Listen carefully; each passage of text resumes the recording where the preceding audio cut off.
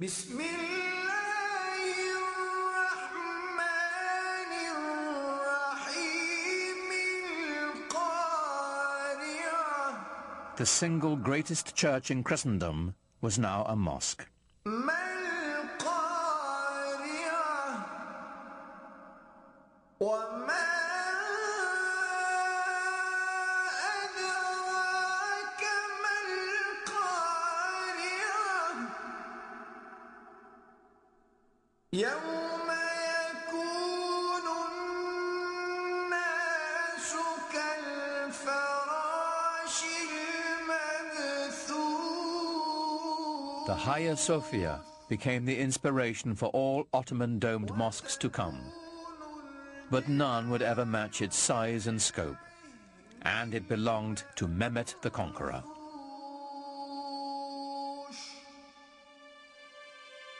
News of his triumph sent shockwaves around the world.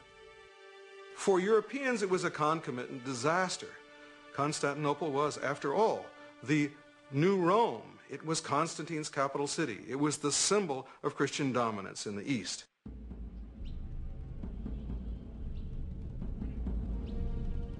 The Ottoman rulers had long stacked up titles for themselves. Khan, which is Turkish for emperor. Shahi Shah, Persian for king of kings. And Sultan, the Arabic word for ruler. But now, with all the former Byzantine Empire under their command, Mehmet and his successors claimed yet another title, Holy Roman Emperor. The Ottomans had reached the gates of the West and were poised to push on towards what they now claimed as their ultimate destiny, the conquest of Europe. That quest would fall to the most legendary Sultan of all. He was born at the beginning of the 10th century by the Muslim calendar, and he was the 10th Sultan descended from Osman. He was a child of destiny, whose greatness was expected. In the parlance of the day, he was the Sahib Quran, the universal ruler, the master of an auspicious conjunction, whose coming has been foretold, whose identity is confirmed astrologically. His name was Suleiman, after Solomon, the wise king of the Old Testament. The Ottoman Empire would reach its apex under Suleiman's reign. Suleiman was extremely well educated. He was trained to the Sultanate from the day he was born. As a young prince, he formed a relationship that would have a tremendous impact on his life and on the empire as well. And when he was still a crown prince, he also developed a great friendship with a convert, a Greek convert who took the name Ibrahim. The two were very close in age and apparently very close in other ways, personally, intellectually, educated together to a certain extent. And as was common practice, when Suleiman acceded to the throne on the death of his father, he took his faithful Ibrahim with him to Istanbul. Suleiman was 26 when he took the throne, determined to make his mark on the world, as soon as his ministers would let him. In his early years, Suleiman had to contend, for example, with grand viziers and generals who simply refused to obey him, feeling apparently that here was a 26-year-old kid who had never seen very much in the way of action and hadn't done very much to show that people ought to, in fact, obey him. The way to prove his mettle was on the battlefield. Every new sultan was expected to begin his reign by expanding the empire. Ottomans now controlled Kurdistan, Egypt, and the holiest cities of Islam, Mecca and Medina. Suleiman set his sights on Belgrade in Hungary, the stepping stone to Europe. He was the head of the Ottoman dynasty, and he had certain duties to perform. One was conquest, and the first task Suleiman took upon himself a year after he ascended the Ottoman throne was to head towards Belgrade and capture it. Belgrade was very important strategically because it was from there the army could move further on west. A year later, he turned his ambitions on the island of Rhodes.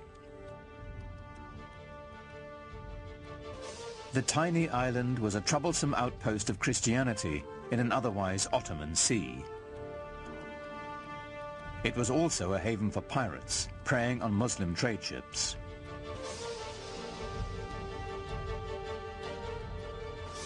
The 50,000 defenders of Rhodes manned one of the strongest forts in the world. Suleiman decided on a tactic other than relying on gunfire from his huge cannons. A new tactic, seldom used until that time. The Ottomans are the first major force to actually develop new ways of harnessing gunpowder to the cause of military expansion in creative ways. Ottoman sappers dug out a series of 50 tunnels near the base of the fort so they could mine its foundations.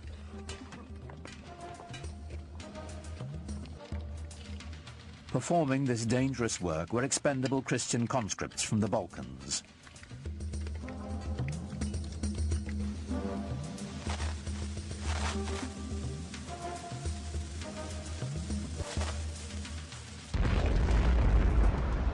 The resulting explosion signaled a furious 6-hour Ottoman assault. But the Turks were beaten back. Then, after 145 days of siege, the exhausted Christian defenders finally negotiated a truce. The Ottomans had won.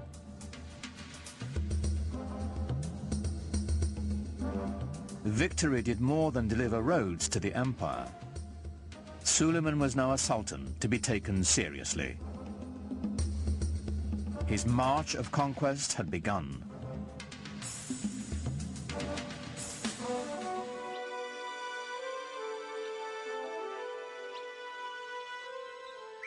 Europe grew to fear the name of Suleiman. But within his own borders, he had another reputation. Islamic history remembers him as Kunan, the lawgiver. Ottomans were really bureaucrats in full sense of the word. They kept every single record, and in order to control the different peoples who participated in the world of the Ottomans, they had to have very carefully sorted out legal systems. Under Suleiman, a single legal system was defined for the sprawling empire. His laws would later become the basis of constitutions for several other nations.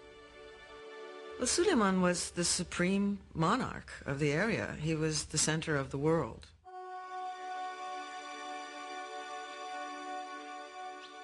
He inaugurated a classical age in Ottoman architecture, commissioning some of the most spectacular buildings the world has ever seen.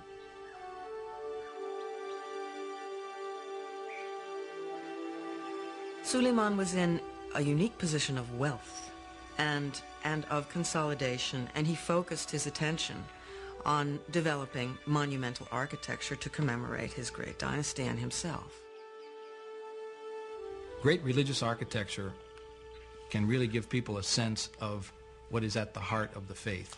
Grandeur and majesty are the things that come to mind when Muslims think about God. A building that is grand and majestic can immediately remind people of the glory of God. Suleiman's chief architect, Sinon, was a man whose vision perfectly complemented the empire builder. Sinon perfected the signature structure of Islam, the domed mosque. His career spanned half a century and produced well over 300 buildings. including the refurbishment of one of the most important